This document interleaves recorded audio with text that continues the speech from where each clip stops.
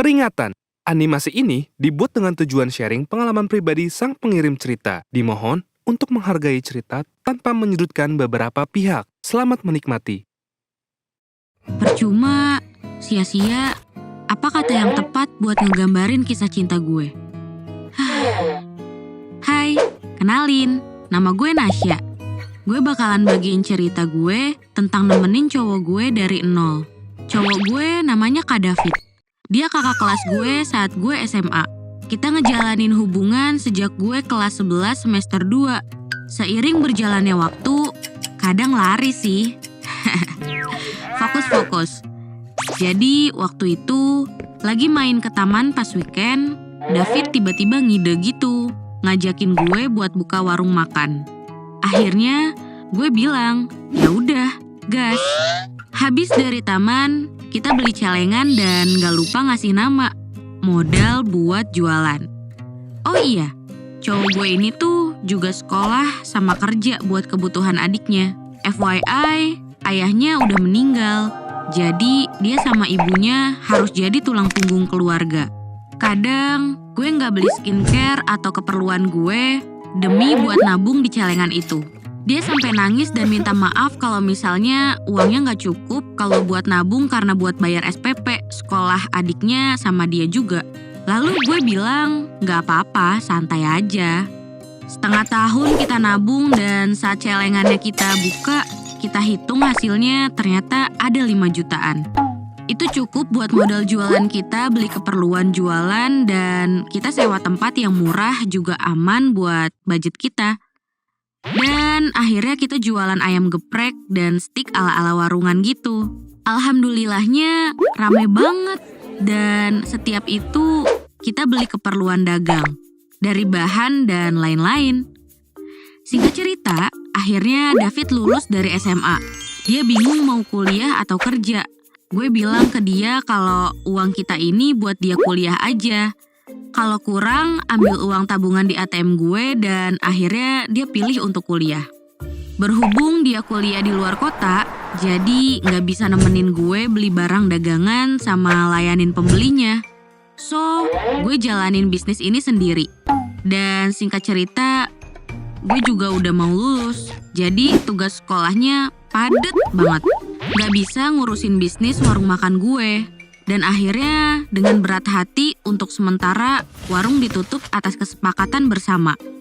Tapi gak berselang lama setelah gue tutup, gue coba buka lagi. Karena pelanggan udah pada nanyain dan nyariin gitu. So, gue dibantuin sama temen gue. Sebut aja namanya Lea. Dia selalu bantuin gue dan gak lupa gue kasih uang tambahan jajan juga buat dia.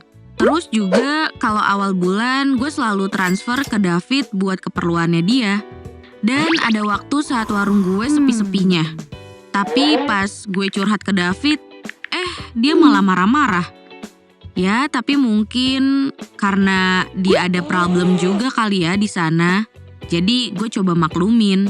Ya, gue positive thinking aja sih sama dia. Sampai tiba saatnya hari dimana gue mau lulus. Nah, kebetulan sebelum hari H perpisahan SMA, gue coba ngabarin ke David buat datang ke acara ini. Tapi nasib emang nasib ya. Dia gak bisa datang ke acara yang menurut gue penting banget. Karena momen gini tuh priceless bagi gue. Dan sedihnya lagi nih, kita tuh udah jarang ketemu gitu loh. Gue kan jadi berharap ketika ada momen kayak gini ya ketemuan gitu. Malah gak datang. Satu hal yang bikin gue super duper kecewa banget pas tahu ternyata dia malah healing, traveling, apalah itu sama temen-temennya. Dan pede banget sampai dibuat Insta story. Apa dia nggak mikirin perasaan gue di sini? Terus gue coba DM kan ya. Dan kalian tahu nggak balasan dia apa? Sekali-kali healing biar nggak stres. Gue bilang lagi, kamu healing kesana kesini bisa. Tapi untuk datang ke acara ini gak bisa. Gue sama David berantem sampai akhirnya gue chat lagi dan minta maaf. Lagi-lagi yang benar yang minta maaf. Tapi cuman dibales, jangan keras kepala jadi cewek. Sedih sih sama tanggapan dia. Dan akhirnya gue udah masuk kuliah juga. Nah, gue mutusin buat kuliah di kota gue aja. biar bisa nerusin warungnya. Gue ambil kuliah Kamis dan Sabtu, biar waktu yang lain bisa ke warung. Semakin lama David selalu minta uang, padahal belum awal bulan. Awalnya masih gue kasih terus tuh, sampai uang buat beli bahan dagangan habis dan tinggal 30.000. Parahnya lagi, gue terpaksa sampai ambil uang tabungan gue lagi. Gue coba video call David, tapi nggak diangkat dan gue coba lagi nih di hari berikutnya. Dan terus nggak diangkat juga. Terus gue nyeletuk deh. Kamu buat apa sih uangnya? Ingat, kita uangnya buat masa depan nanti. Buat nikah dan beli rumah, bukan buat hedon gaya-gayaan sana-sini. Terus dengan santainya dia bilang gini, nikmatin aja masa-masa kayak gini, masih muda, nggak usah stres mikirin nikah-nikah. Dengan jawaban sesimpel itu, wajar dong kalau gue marah. Bayangin aja, gue yang mati-matian di sini jalanin bisnisnya sendiri, gue ngorbanin waktu dan tenaga. Dengan perasaan kecewa, gue matiin tuh video call-nya. Gue coba nggak chat dia ataupun ngingetin buat makan, tapi dia juga nggak coba buat ngechat gue. Berhubung warung lagi rame-ramenya, gue nggak sempet ngangkat kalau ada telepon dari David. Pas agak lumayan sepi, gue baru jawab. Nah, sialnya, gue belum jawab apa-apa, dia udah marah-marah karena nggak diangkat. Terus, gue coba sabar. Akhirnya, gue coba jelasin karena warung rame dan minta maaf. Dia bilang, mana uang TF? Paket gue udah nyampe. Dan uang bulanan kos kemarin sama bulanan sekarang belum dibayar. Jujur, gue amat sangat kaget. Loh, kok bisa gak dibayar? Padahal bulan kemarin gue transfer. Gue coba nyaranin dia buat kerja juga. Dia malah marah-marah. Sampai ngancem gue gini gitu dan sampai ngeblok semua sosial media gue. Anehnya, dia balik lagi di hidup gue setelah 3 bulan gak ngabarin gue. Dia bilang kalau dia udah hamilin cewek lain. Pas gue denger itu rasanya bener-bener sampai gak bisa bicara gitu. Kayak gue tiba-tiba nge-freeze. Dia juga jujur kalau selama ini uang yang gue transfer dulu habis karena dia suka beliin barang ceweknya yang mahal-mahal gitu. Dan suka pergi ke klub malam. Sampai akhirnya dia bilang, aku masih mau sama kamu. Aku sama dia cuman buat kesenangan seks doang. Gak lebih dan gak mau rusak kamu untuk kesenangan aku. What? Dia gituin cewek lain buat seneng-seneng. Biar gak ngerusak gue. Otaknya di mana, Bambang? Berhubung gue udah kecewa banget, akhirnya gue bilang gak bisa dilanjutin dan kita tutup warung. Uang warungnya kita bagi 2. Mau gimana pun, dulu dia juga ikut nabung buat modal. Banyak orang yang sedih karena warung kita ditutup.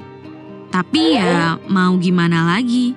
Jangankan buka warung lagi, keluar kamar aja gak sanggup banget.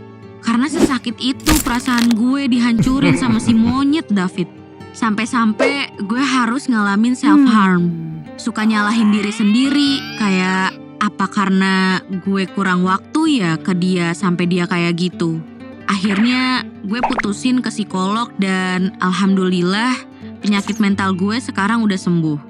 Saat gue mulai enjoy dengan hidup gue, tiba-tiba gue dikabarin kalau anaknya David lahir. Gue coba ngasih kado buat anaknya. Dan saat gue bicara sama istrinya, gue coba nanya-nanya, namanya siapa? Istrinya pun jawab, Asya. Gue kaget sekaget-kagetnya, karena itu mirip sama nama gue. Gue langsung dejavu dengan kenangan gue sama David. Meskipun masa lalu dan hubungan gue sama David gak baik, gue cukup respect ke dia karena pernah berjuang bareng-bareng.